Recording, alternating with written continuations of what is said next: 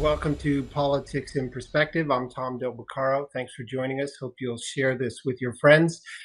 We got a lot to talk about this week, so why don't we get right to it after I thank Ex American News for covering us, worldviewtube.com, and auntv.com.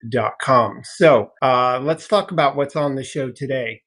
We have a discussion. I want to talk to you about what Trump talked about in his speech when he unloaded on China with respect to election integrity. But I don't want you to forget Iran in that same vein. Our difference maker interview, candidate Steve Hilton. We're going to get an update from him.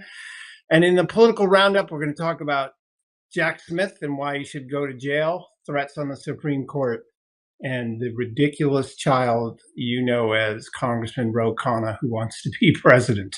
Can't think of anything worse. Actually, I can. Kamala Harris and Gavin Newsom and the three of them, the Three Stooges. All right, let's get right to it. So, President Trump gave a speech about election integrity. And it was a big speech because he doesn't usually go to the White House to address the nation. Excuse me. And the topic was vulnerabilities in electronic voting and ballot counting systems. Now, on this program, I talk about the threat of technology to the future, and I even talked about it in my book, The Lessons of the American Civilization. We had an episode with Brigadier General Blaine Holt, which we dedicated just to the 6 great dangers we face in the 2030s. Well, this is that as it relates to election integrity. So let's talk about some of the things that Trump talked about. And the first overall picture was that our system is vulnerable. And this issue came up because they found intelligence FBI documentation that was set to be burned and withheld from the president prior to the 2020 election about what bad actors are doing. So let's look at some of the documents that Trump gave us, and keep in mind that you can go to whitehouse.gov yourself, go to the election integrity tab and look at some of these documents. So let's look at our first slide. And this is from the National Intelligence Council. So forgive my glasses here, but foreign states or other actors may seek to compromise our election infrastructure for a range of possible purposes, such as interfering with the voting process, stealing sensitive data, or calling into question the validity of the election results. We judge that Russia, China, and Iran, as well as many non-state actors, have the capability to conduct such activities, although it would be difficult for them to next slide. It would be difficult for them to actually manipulate voting processes at scale and without detection. But they do have the capability. And as quantum computing comes into play, which is by a factor of tens of thousands more powerful than our existing computing capabilities, their capability rises. And our elections, as are the deep fakes that you see out there and the ability to hack, will only get higher. Let's go to the next slide. And in this, the Intelligence Council assesses that since 2018, China has been researching methods and developing new tools for using online covert influence operation to sway perspectives of American audiences. China planned a report on the potential impact their covert influence operations could have on a presidential election. So this was the big headline coming out of this, that this was focused on what China is doing. And again, China is an adversary. They want you to buy their products. They bought American debt. they have bought the debt or provided loans to many countries around the world as a methodology of exerting some control over them. But the Intelligence Council says quite openly that China seeks to influence American presidential elections. Again, this is withheld from the president. Next slide, if we can. Now, the big focus in the headlines has been China, but China is not the only story. We're in a war with Iran's leadership, not the Persian people, but the dictators that lord over them. And what does it say about Iran? Iran is conducting an influence campaign to undermine the current president and U.S. democratic institutions and to divide the country in advance of the 2020 elections. So, what does that mean? I've talked about this many times on the show. It's fifth generation warfare. It isn't that Iran is just going to line up troops on the Mexican border. That's never going to happen. They're going to come into the United States, but they're not going to fight us across the battlefield eye to eye. Instead, one of the things they do is pay for things like the disruption on college campuses. They want to sow division in the United States to reduce the United States' ability to project power abroad. And what this is saying in advance of the 2020 election, they also were doing this as it relates to election. They want to sow fake news, if you will, or division in America to have an impact on elections. That is modern day warfare. Now, look, this is not new to mankind. In advance of landing in Sicily, the Americans dropped leaflets. We've done that in war. This is somewhat similar, but they want to do this focusing on elections. Let's go to the next slide. National Intelligence Council. Ballot and voting machine preparation is vulnerable to cyber supply chain or insider threats. There you have it. Vulnerable. What does that mean? It's like the device you're watching on me now. If a very sophisticated entity wanted to hack into your systems, they'd have a good chance at it. If a very sophisticated entity like Iran or China wanted to hack American companies, they've actually had success. Remember, a couple of months ago, right after the start of the Iran war, the U.S. entrance into the Iran war in a ballistic fashion.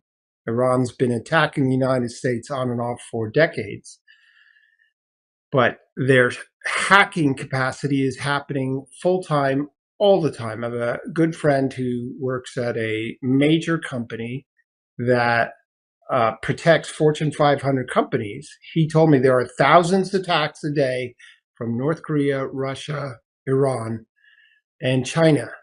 The point being here, as sophistication grows, these capabilities grow. And Iran, right after the U.S. started bombing it, took down the medical supply equipment, a big U.S. company, Stryker, for a day. That was just a show of force by them. Let's look at the next slide. Most states, this is my Facebook post from the 16th, most states have moved away from paperless electronic voting machines because these systems don't provide a physical record. The replacement machines also contain vulnerable components in 2020. These are the machines that you feed your ballot into. ImageCast X ballot marketing devices printed voters' completed ballots on paper, but encoded their selections in a barcode that voters had no way to verify, meaning it was the barcode that contained the vote. A researcher showed that hackers could change the votes encoded in the barcode without even having physical access to the machines. What does that mean? That means a hacker could come in and change votes because we work with these machines. Machines are vulnerable. No matter what anyone says, this is its own little war. You have software and you have hackers. And the hackers constantly want at the software. The software often seeks to put a protective measures in place, but it is a war between finding the weakness in the software and finding the fix for it, and it's ongoing. And our government is not the best at this by any measure. Major, they get taken down, they get taken down. But our government is not best at this. Let's look at the next slide here. This is my friend John Solomon, who we've had on the show, and what he said. Every intelligence chief vetted this speech. The president was kept from this information. What's he saying here? Prior to the 2020 election, the information that they discovered was withheld from the president. So we were going into an election. The intelligence services knew there was vulnerabilities. They didn't advise, give information to our most important person, who we elect, which all Americans elect, so that he could put a directive to do something about it. Now, why on earth would the intelligence services not do that? Well, because in 2020, they didn't want Trump to be elected. And in the years, 5-6 years before that, they did virtually everything they could to stop him from being elected in the first place and then take him down once he was elected. So what was the response? Let's look at the media. Next slide, please. This is the media. The New York Times. Trump speech claiming election vulnerabilities and China interference. I don't know. The documents showed it. The intelligence showed it. They could have written a headline that says, declassified information demonstrates. They didn't do that. Reuters. Trump's fiery China allegations may threaten superpower truths. Oh, it wasn't China seeking to hack our systems, or Iran, and succeeding. It was Trump responding is the threat. Unbelievable. CBS News. Trump gives primetime speech on elections as White House alleges Chinese interference. Wow. CBS was, oh, that's right. CBS has changed its model a little bit. CNN. Trump delivers primetime speech, claims declassified documents show U.S. election interference. CNN is actually a little bit different these days, but my favorite is The Atlantic. This is far left. This is who they are. Trump just did more damage to American elections than China. Trump did the damage, not the intelligence services for withholding it. Not the fact that we have this vulnerability that he shed light on and said we need to do something about it. No. Trump is the person that caused it. Next one. This is Chuck Schumer, who gave a preemptive speech, whatever the hell that is, to the Trump, basically saying Trump's trying to relitigate the past and we need to look forward. Well, dear Chuck, here's how democracies, republics work. You inform the voter, you create a consensus, you pass legislation, and you fix problems. You win the argument, and then you have a vote. Chuck Schumer is not smart enough to know that, and/or he is just that evil that he doesn't give a damn that all of this is occurring, and who knows? Maybe he knows about it. We'll have to see. All right. That is my opening segment, and thanks again. Please join me on Substack, politicalvanguard.com, and you could also join me at tomdell.com. We'll be right back. with our difference maker interview.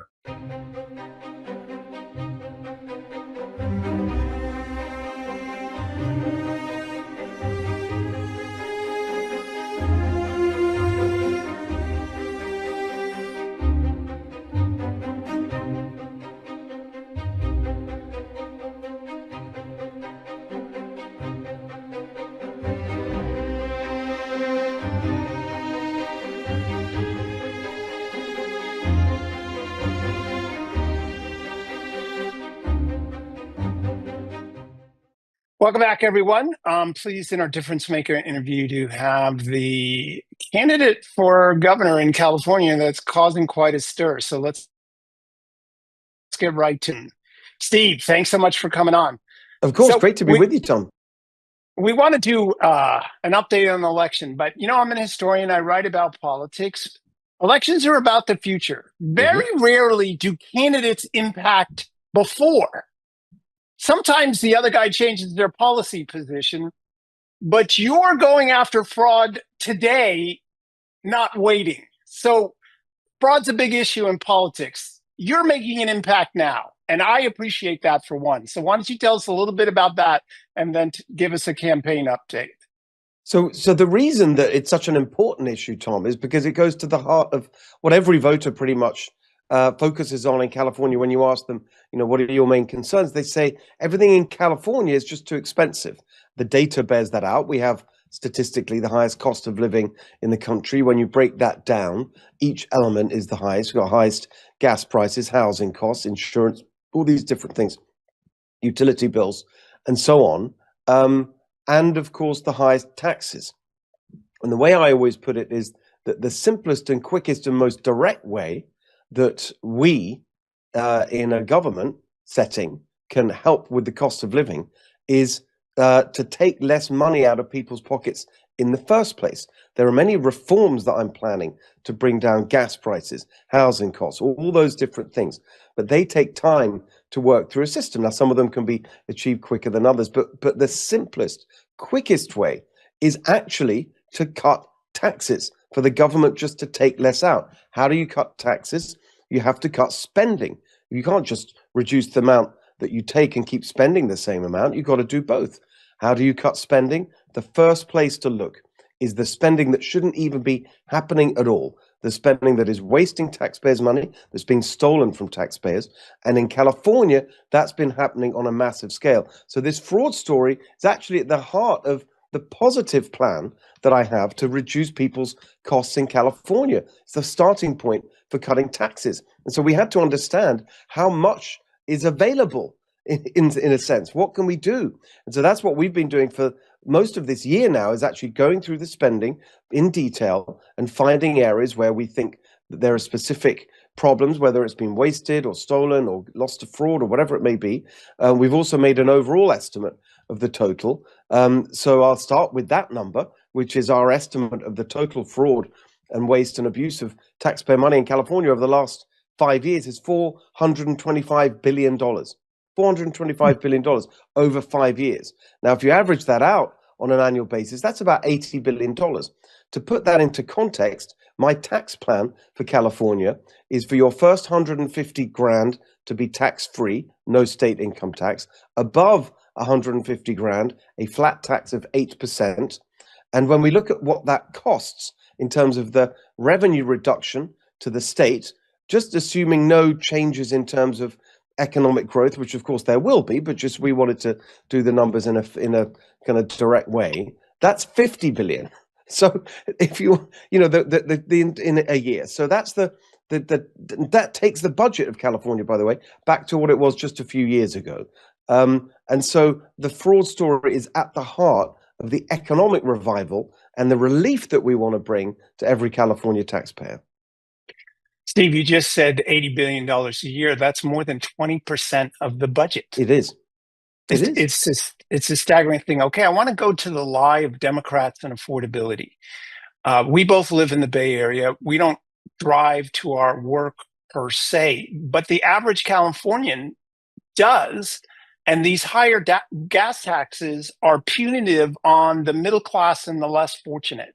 Yeah. So and they raised it again in July. Mm-hmm. How did the Democrats get away with claiming they care about the little guy? Well, that is going to be the heart of our campaign. Honestly, we're soon going to be launching the second phase of this effort, the general election campaign, and that's going to be the focus because those are the people who've lost out the most. Exactly as you say, working people, lower income Californians, because they're the ones that are just being hammered by these costs. And when you look at the drivers, whether that's I mean drivers metaphorically rather than literally, but it's actually drivers of vehicles that are being hurt the most because gas prices are so high. But the drivers of the policy is in many cases, when you look at the cost for gas, diesel, we have the highest grocery prices in the country. One of the reasons for that is the high cost of gas and diesel that goes into the transportation of food through the various stages that end up in a grocery store, and the production of food, of course, and farming, all those things. But it's also when you look at electric bills, which have more than doubled in the last 10 years, they're more than double the national average. It's this climate policy that's driving it. But the climate, and so when you look at gas, for example, the rough rule of thumb is that gas in California, of course, it varies from gas station to gas station, but roughly it's $2 higher than anywhere else out in the country. It's a massive increase. So right now, I mean, we're around $6 gas in California. You go to other states, it's below. It's certainly below $4. We went to Texas the other week. I remember it was, we left California. It was like 6.49 in Texas. I remember the number 6.94 the last time we filled up. Got to Texas 3.49. So another way of thinking about it, and people say, "Oh, it's the Iran war. It's Trump." Well, this is during the Iran war, where it's 3.49 in Texas, 6.94 in California. Just before the Iran war, because my campaign promise on gas prices is $3 gas. That's the target. People say, well, how are you going to do that? That's a crazily low number compared to where California is. Well, before the Iran war, there were 40 states in America where gas was $3 or below. Most of them don't have any oil reserves, unlike California, which by some measure has some of the largest oil reserves in the world. We're just not using them because of the climate policy. And of course, as you say, it is and I just want to note on that, the climate policy, we say it as if it's a trade-off between environmental goals and higher costs. No, the climate policy isn't even achieving the environmental goals. It's all for show, because actually the consequence of what they're doing is shutting down California oil production in the name of climate. But instead of producing it here, we're not using it. We're just shipping it in from halfway across the world on giant super tankers, spewing out carbon emissions, oil that's drilled in far poorer environmental conditions than it would be if it was here in California. So it doesn't even work on its own terms. But going back to where you started, who's hurt the most by that? It's people who drive their cars and their trucks many hours a day, exactly as you say, working Californians. And that's why it's exactly as you say, complete lie that the Democrats are for working people. In fact, it's the opposite. They hurt working people, and and all their policies are driven by some kind of desire to placate the ideological obsessions of the elite. Exactly. Yeah, I agree with you. So, voter ID is on the ballot this fall. Could you give us your thoughts about that and whether or not it's important in your mind? Well, it's really important in its own right because, I mean, I don't think we need to particularly rehearse the arguments. It's just so obvious to most people. It's crazy that you sort of have to justify. We have to show ID all the time for everything, trivial things. And so the idea that you wouldn't have to show ID for something as important as voting is just bizarre to most people. That's why voter ID is overwhelmingly popular across the country and in California. The numbers in California are slightly lower than the rest of the country, but not much. I mean, if I recall the numbers, typically when you see a national survey on voter ID, it's in around 80% support. In California, it's around 70% support. But that tells you that many Democrats in California, it's not a partisan thing, many Democrats, a majority of Democrats, I believe, in California support voter ID because it's obvious common sense. We want to protect the integrity of our elections, especially important in California where you're sending out, because of this universal mail-in voting, which I strongly objected to at the time, because we know that the voter rolls are so out of date. You've got in the the California Secretary of State, Democrat herself, pointed out that a few years ago in some audit she did that there were 9 million, I think was the number, 9 million incorrect names on the voter rolls in California. So this is just crazy that we're sending out voter rolls to people who have moved out of state or moved from one address to the other, never, and or even 3 or 4 addresses. And so voter ID is a part of that process. Now, over the last year or more, many of us have been out there campaigning. Carl DeMaio has led the effort on this with his organization Reform California, the Lincoln Club in Orange County, to get voter ID for California on the ballot through a ballot initiative we passed the threshold for the signatures. It'll be on the ballot in November. It's not just important in its own right. It's actually fantastically important because it will help me and all the other candidates running for election, because voter ID, because it's so popular, including and especially among Republicans, will help increase turnout, because in a midterm election, that's what it's all about. And I just want to give you this final number. When people say it connects to that question, well, how are you going to win, Steve, in such an overwhelmingly Democrat state as California? This is a much more Republican state than people think. And it's a question of getting all the Republicans to turn out and vote. If you look at the estimate of the number of votes that I would need to win in November, based on looking at past turnout in midterm cycles and the primary this year, we think the number is around 6 million. That's the target to win. In 2024, President Trump in California got 6.1 million votes. And so, of course, our message is a broad message that's not particularly partisan. $3 gas, cut your electric bills in half, first 150 grand tax-free, starter homes for young families. That appeals to everybody. And I'm sure that we'll get, you see it right now. I'm leading among independents. You see many Democrats coming to our events. But if every single Republican who voted in 2024 votes in 2026, I'll be elected governor.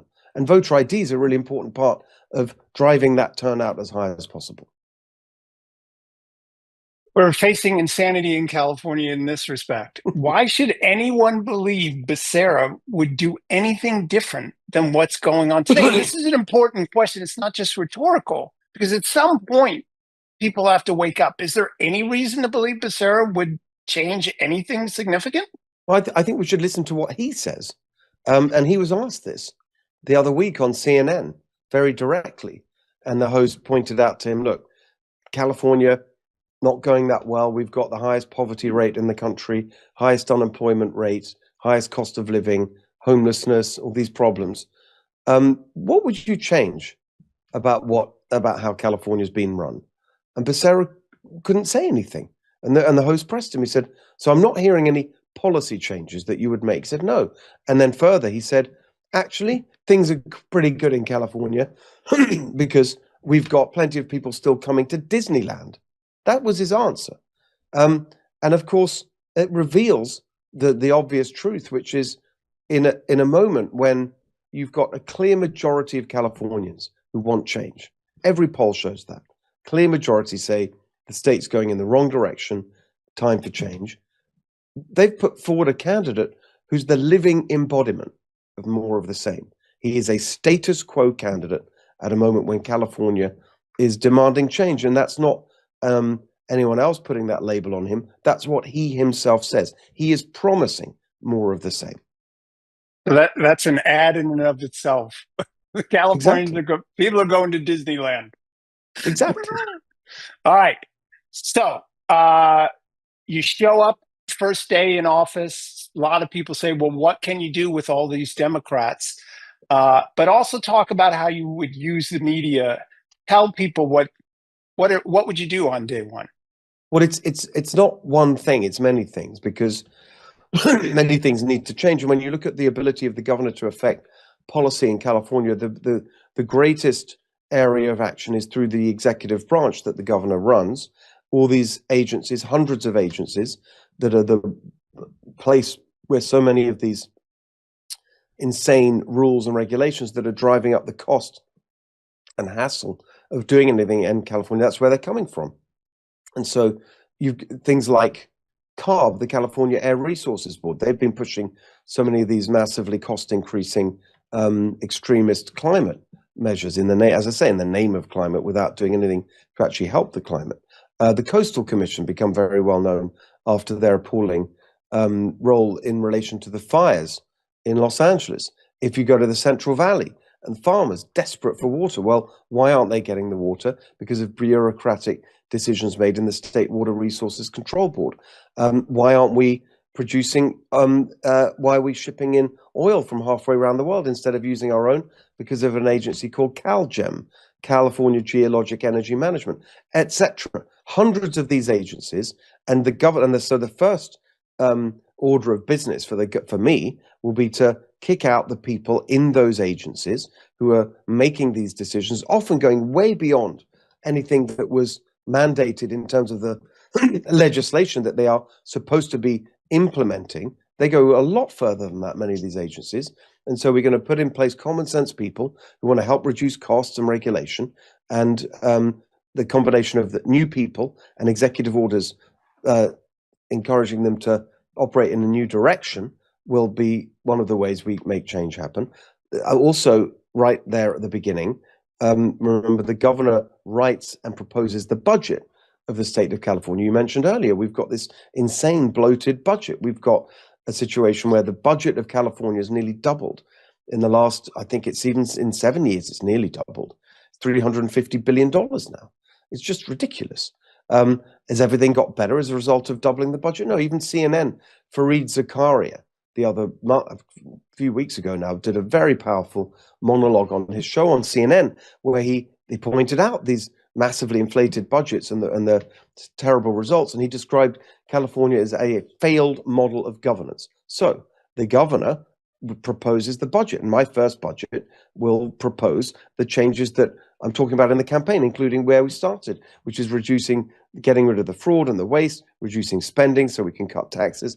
That's going to be sent to the legislature. The budget is the main policy-making vehicle for California. It's the really big aspect of how things are run in California now. That's a back and forth with the legislature. It ends up with something called the May Revise, which then you interact with as governor, you haggle a bit more. But here's the important point is that, yes, it's true that you've got Democrats likely still to be in control of the legislature, probably with a 2/3 majority, although we're fighting very hard to break the supermajority this year.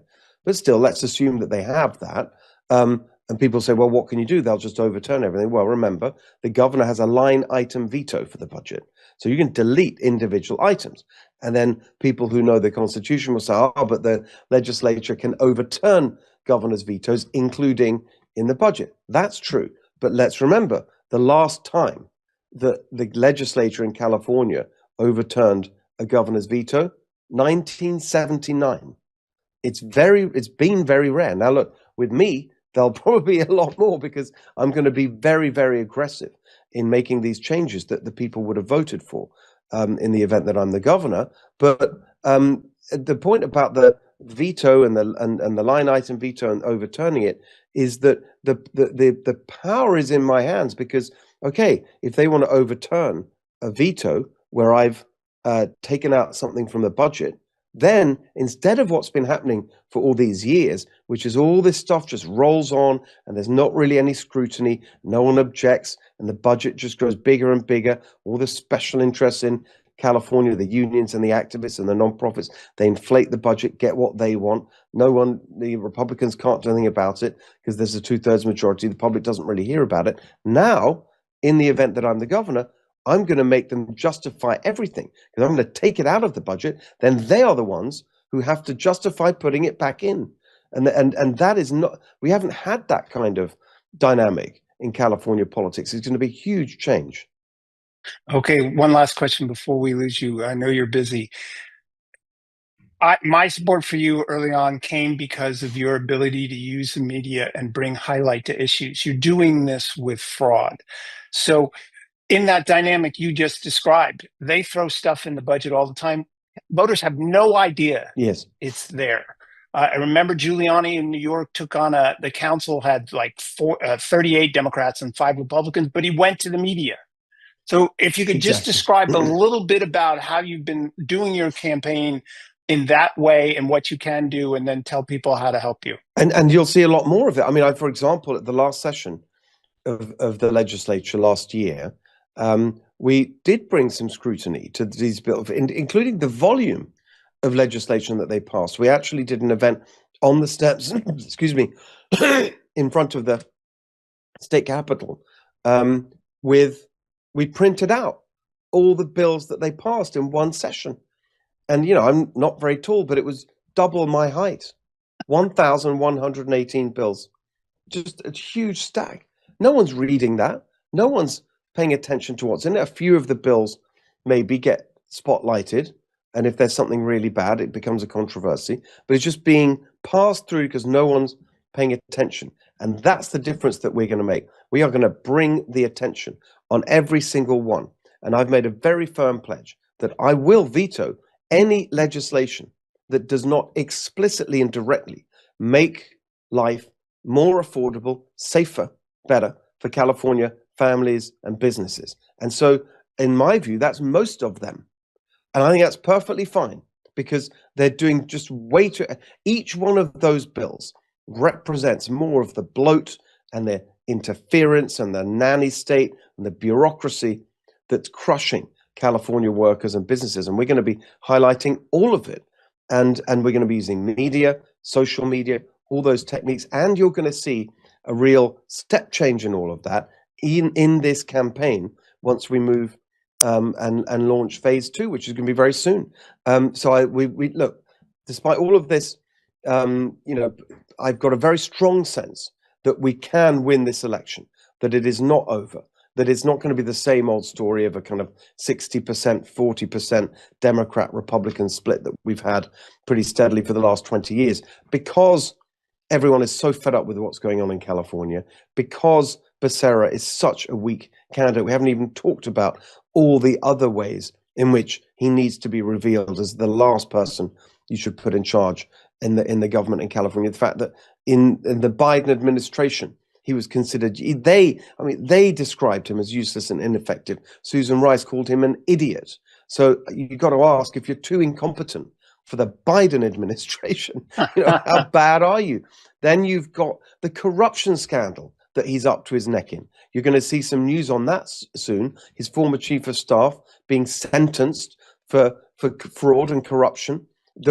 That's going to be happening. That's August the 6th, I believe. Then Gavin Newsom's former chief of staff in that corruption scandal. Becerra's completely up to his neck in that. The whole scheme that was prosecuted was designed in order for Becerra to have his chief of staff join him in Washington, D.C. So there's the corruption.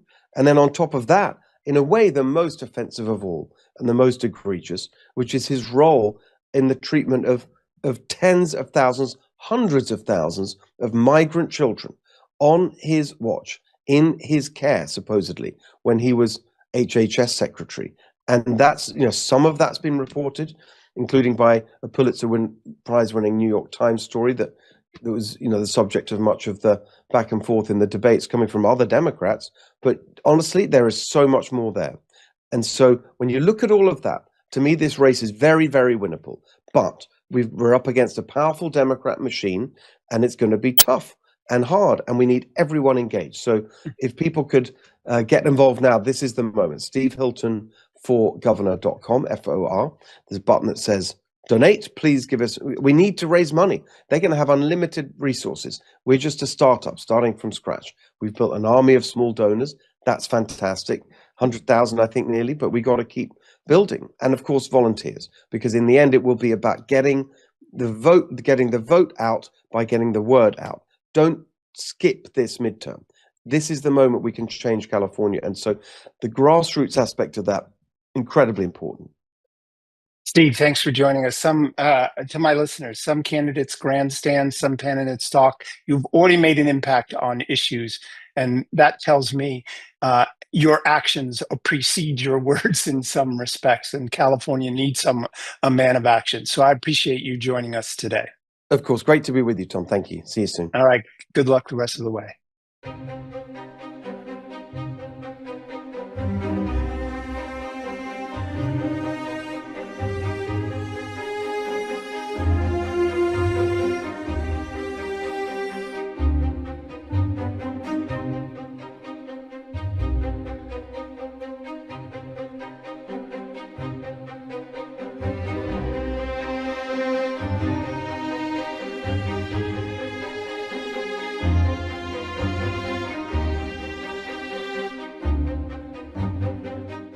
Welcome back, everyone, to Politics in Perspective. I hope you enjoyed Steve Hilton's perspective. California has an enormous opportunity. Becerra is probably the least competent governor.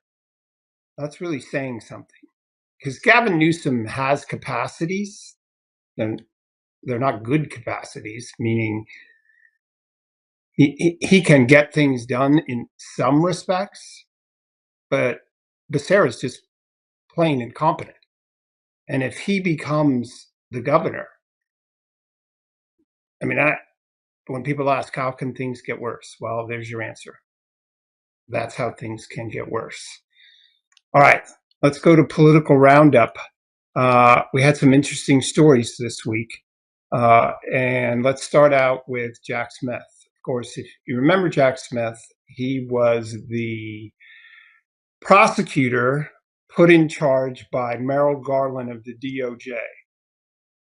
Now, it turns out that there was a very strong argument, including in front of one judge who agreed that his appointment wasn't appropriate. But he's also maniacal. He thought he was above the law. He thought he was judge, jury, and executioner. He's everything wrong with someone seeking or using government power.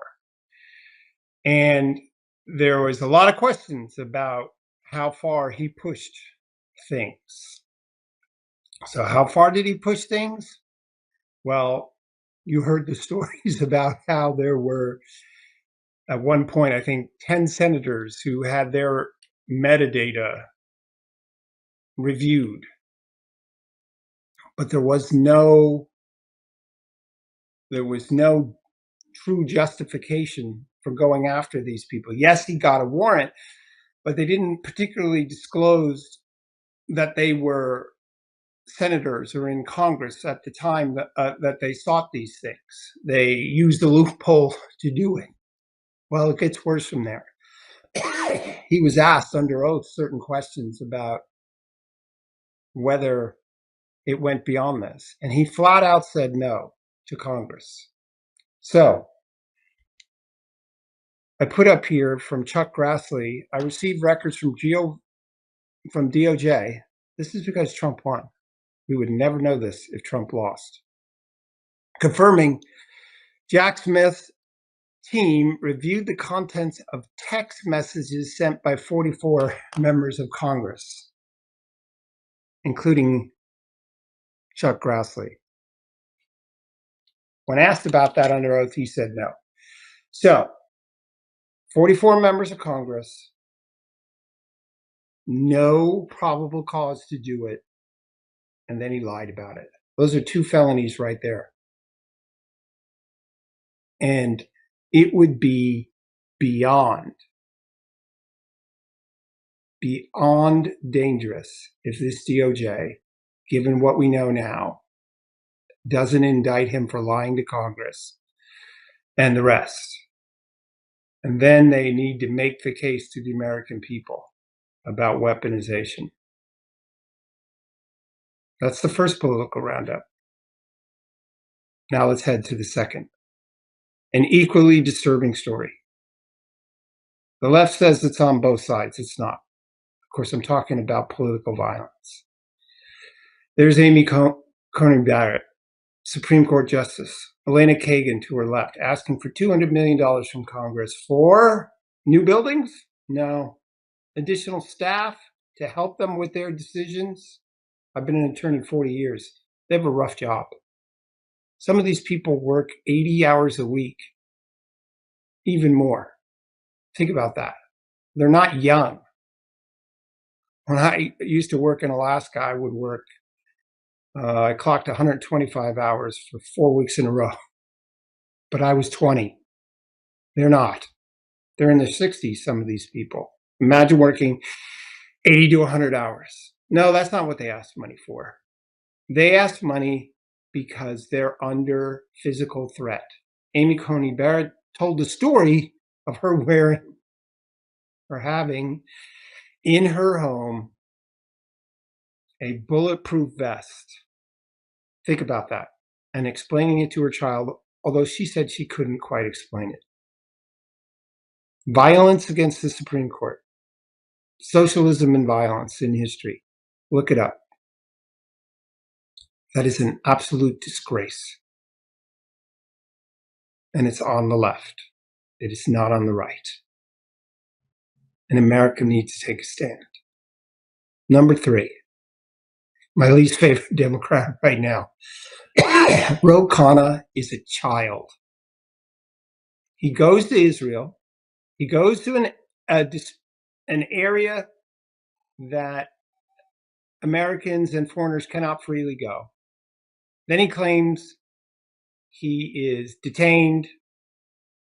He lies about it. And then he fundraises off it. This is coming right on the heels of his face plant over Graham Plattner. And he attacks Israel and he attacks the United States from abroad. The tax the rich. By the way, his wife inherited $300 million. He's an absolute child. He shouldn't even be in Congress. But that's the modern Democrat. That is the modern Democrat. And the United States cannot, under any circumstances, continue down this path as a republic with the 3 things that I just mentioned. Out of control prosecutors, weaponized DOJ, threats to the Supreme Court, and don't be confused why these threats exist. Chuck Schumer shaking his fist, Kavanaugh and Gorsuch in front of the Supreme Court, saying that they want to pack it. DSA saying they want to remove it. Can't keep going. And grandstanders like Ro Khanna. Class warfare like Ro Khanna. All these things are a threat to the republic. Read any history book. America needs to make a choice. These midterms will be that choice. The governor's election in California will be that choice.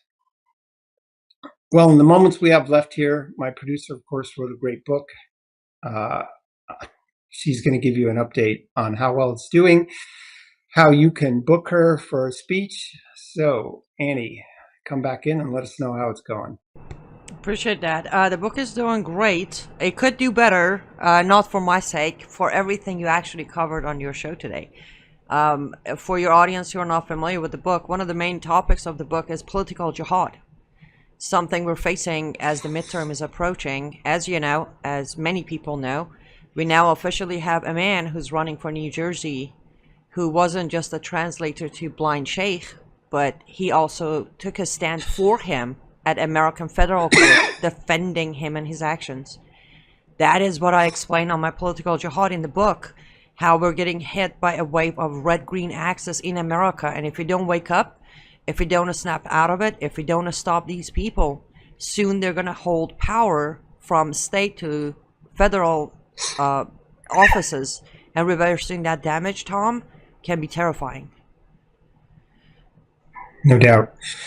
All right, folks. Oh, tell them the name of the book and where they can get it. Yes, Architecture of Jihad. It is now available in all. You asked the format, I did it. It's hardcover, paperback, Kindle, audiobook. You can find all of them on my website, liveuptofreedom.com, or you can just go to Amazon, look up Architecture of Jihad, or my name, Annie Cyrus, and you can get a copy and maybe get a loaner copy and give it to your neighbors, to your family members. We need the information before we can stop any attack on our country. No doubt. All right, great. Annie, thank you. That's all the time we have today. Please join me on my Substack. TomDell.com, politicalvanguard.com has all of our shows. We'll see you next week.